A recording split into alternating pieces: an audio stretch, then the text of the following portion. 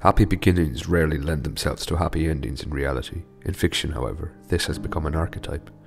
Elisa and Graham were madly in love. They first made eye contact when they both reached for the last copy of a particular book that they both wanted.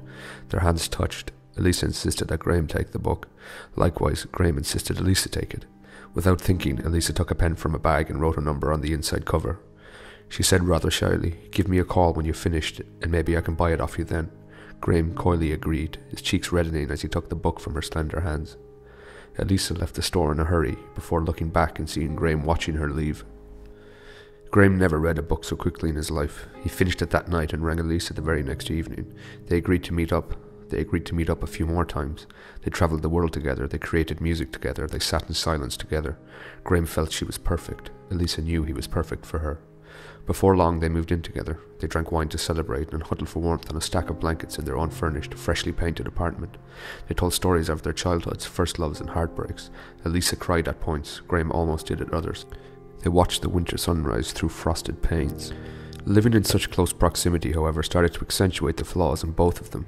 Graham's temper became quite evident. Elisa's insecurities became too much to bear.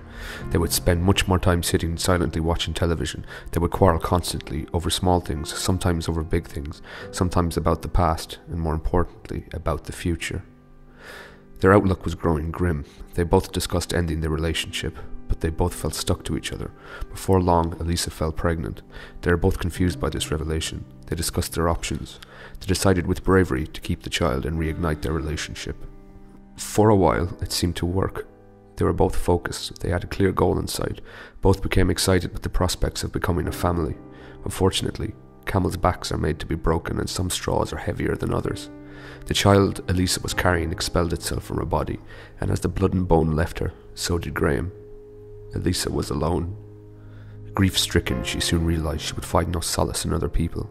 This is when she retreated to her bed. She longed for her love, her child, the life she should have had. In her solemn frenzy, she took sick leave from work to focus entirely on her grief. It was in this deep pit she first noticed the monster. She awoke late one night. She was cold and sweating. There was a taste of iron on her tongue from when she had gritted her teeth in her sleep. She walked into her bathroom to rinse out her mouth. In the reflection of the bathroom mirror, she saw a large figure standing in the room behind her, amid the darkness. She spun fast to gaze in the direction, to assure herself that what she thought she saw was a lingering dream. The figure refused to dwindle under her gaze. It stood, moulded by the darkness, confident and unstifled. Elisa stared at the blackness in horror, unable to move. The figure's face became more visible as her eyes adjusted to the light. A wisp of a smile could be seen on its face. She glared through weary eyes, her heart pounding fast and deep in her ribcage. The monster took a step forward. She was unable to scream, unable to react. Elisa peered at the hooded figure when suddenly it snapped its head back, revealing its face to be hers. This is when Elisa shrieked, a blood-curdling scream. The answer the monster gave was a scream of its own. The walls rumbled as the creature twisted and broke its jaw, producing the most despicable sound she had ever heard. She fell to her knees as the revolting sound continued to reverberate off the walls. As quick as it had started, the screaming had stopped. The creature once again had a calm, intrigued smile on its face. Blood glistened in the corners of its mouth where it had ripped muscle and flesh. Elisa was hyperventilating, her eyes widened in madness. The monster knelt down to her level and gently stroked her hair with its cold, gloved hands. Elisa averted her eyes as she tried to gain composure. The creature smelled like mold and burning plastic. As she sat there, the monster reached inside its coat and took out a small piece of card. It rubbed her hair once more, stood up. It walked into a room and climbed under the bed. Elisa sat there shivering in silence, looking at the piece of white card that had been placed in front of her. Unsure of what to do, she forced her trembling hands to pick it up. What she saw made her immediately burst into tears. She fell over on one side. The monster had given her a photograph of her and Graham, with a young child in her arms. They all looked ecstatic, a stark parallel to the wretched shell that was seeping into the floor. After what seemed like hours, she retreated back to her bed, cradling the photograph in her arms. She slept through most of the next day. By the time she awoke, the sun was setting in the dreary skies. As she walked to the kitchen to pour herself some water, standing there waiting for her was the monster again. Her heart jolted once more. She pleaded with it. She begged it to tell her what it wanted. The creature once again reached inside its coat and handed her a piece of card. She told the monster she did not want it. Its stood unwavering and outstretched its arm further, its bones crackling under its coat as it moved. Reluctantly, she snatched it from its hands and took a deep breath before looking at the picture. The picture was very similar to the last one. It showed her and Graham, smiling and looking slightly older. Beside them was a child who appeared to be a 10-year-old boy. Frustrated and confused, Elisa attempted to throw the picture back in its face. Before it had completely left her hand, the monster was upon her. It wrapped its cold hands around her neck and put her to the floor. It pummeled her with its icy black fists until her hair was wet and sticking to the kitchen linoleum. It placed the picture on her chest before carrying her semi-conscious and whimpering back to bed. This continued indefinitely. Elise would wake in darkness or artificial light. The monster would be waiting out of view to hand her a new picture. Each picture chronicled an imaginary life between her, Graham, and the child. Birthdays, graduations, and family holidays were all accounted for. When she tried to leave the apartment, the monster would block her way. She was trapped. Her desperation had run dry. She had grown to accept the monster's presence, but still, she wanted it to stop. As she sat at her table viewing all the photographs she had been given, tired and broken, she turned to the monster and asked should she contact Graham. She asked is this the life that is meant for her. She asked the monster if it was here to help. The monster cupped her face gently and gave her one stern nod before wiping the cold tears from her cheeks. She walked slowly to her telephone, and with apprehension and shaking fingers, she dialed Graham's phone number. The two started talking immediately. When she hung up the phone, it had been agreed optimistically that Graham would come and visit her the next evening.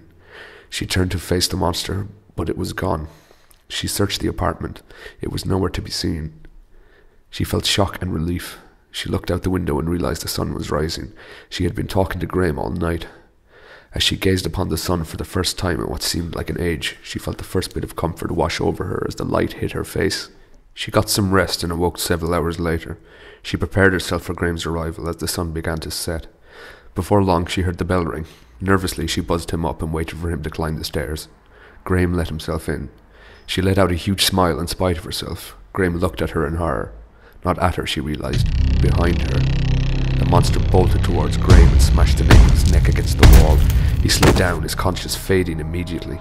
Elisa had fallen where the monster had run past her. She sprinted with all her strength towards Graham. The monster stopped her dead in her tracks and peered into her eyes. She burst into tears as she realized she could not overcome it. She could only watch helplessly as the creature tore her love apart. She felt her soul and her future being decimated as Graham's limp body disintegrated under the tremendous power of the beast. Elisa fell unconscious. Once again, she awoke alone. Graham and the monster were gone. No blood remained. She convinced herself the whole thing was a nightmare. Unsure what to do, she tried to ring Graham. There was no answer. She tried this every day for the next week. Still, there was no answer. Until one morning, she heard her own phone ring. Cautiously, she answered. It was Graham's mother, and she was in tears. She asked Elisa if she had any idea where Graham was. Tears rolled down her face as she whispered no. A year passes. Graham's body was never found, and the monster had not returned. Elisa tried in vain to forget the whole scenario and move forward with her life. The guilt she knew would never leave her, but she also knew no one would believe her story. She tried to write the monster off as a product of her despair and Graham's disappearance as untimely or coincidental. While waiting for a taxi after shopping one evening, she got talking to a young man. She found him charming and funny, and they both seemed to get along. Before he walked away, he handed her his business card and told her to give him a call sometime. She smiled contentedly to herself. As she watched him walk away, she felt a sudden tap on her shoulder. The monster was there. It had handed her another picture. It was a picture of the man she had just met and her posing at what appeared to be their wedding day. Elisa took to her bed once more and wept uncontrollably. The monster lay on the bed beside her. It slowly put its arms around her. She moved her hands towards its black cold glove and squeezed.